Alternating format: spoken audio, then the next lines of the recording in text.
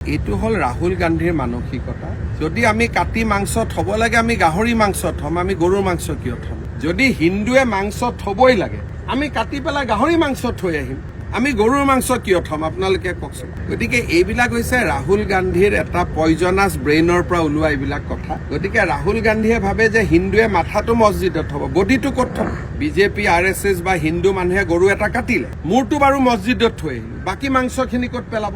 তাৰমানে আমি সেইটো খাম নেকি? তাৰমানে ইনডাইৰেক্টলি ৰাহুল গান্ধীয়ে কি কৈছে যে হিন্দুৱে মূৰটো মছজিদত থয় আৰু মাংসখিনি খাই পেলায়, সেনেকুৱাইতো হ'ব লাগিব কথাটো। গতিকে ৰাহুল গান্ধী আৰু কংগ্ৰেছক হিন্দু মানুহে যে ঘিণ কৰে এইবিলাক কাৰণে বিজেপি দলৰ পৰা আমি বা কোনোৱে হিন্দু ধৰ্মৰ ওপৰত পৰামৰ্শ বিচৰা নাই, না কোনোবাই চাৰ্টিফিকেট বিচাৰিছে। আজি তেওঁলোকে হিন্দু ধৰ্ম লৈ যে ৰাজনীতি কৰি আছে, মই ভাবো যি ধৰ্ম কংগ্ৰেছতকৈ পুৰণি, বিজেপিতকৈ পুৰণি, 5000 বছৰ পুৰণি, সেই ধৰ্মক লৈ ৰাজনীতি কৰাটোৱে হৈছে অপমান। আৰু তেওঁলোকে সেইখিনি কাম বাৰম্বাৰ কৰি থাকে।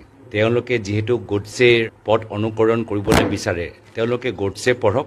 আমি মহাত্মা গান্ধী পথ বা আদৰ্শ, চৰ্দাৰ পটেলৰ আদৰ্শ, ভগত সিঙৰ আদৰ্শ, সুভাষ চন্দ্ৰ বসু আদৰ্শ, তাৰ পৰা প্ৰেৰণা লৈ কামখিনি কৰি যাম। বিজেপি আৰু RSSৰ পৰা না আমাক পৰামৰ্শ লাগে, না আমাক কিছু চাৰ্টিফিকেট লাগে। মন্দিৰৰ পবিত্ৰতাও লৈ তেওঁলোকে ৰাজনীতি কৰিবলৈ বিচাৰিছে নেকি? প্ৰচাৰ কৰিবলৈ বিচাৰিছে নেকি? ইয়াতকৈ আৰু দুৰ্ভাগ্যজনক কথা কি হ'ব পাৰে? বাহিৰৰ পৰা যিখিনি RSS মানুহবোৰ আহিছে, উত্তৰ ভাৰতৰ পৰা, পশ্চিম ভাৰতৰ পৰা, তেওঁলোকে গাঁৱৰ ভিতৰত সোমোৱাৰ আগত পুলিচ থানাত ৰেজিষ্টাৰ কৰাটো গুৰুত্বপূৰ্ণ।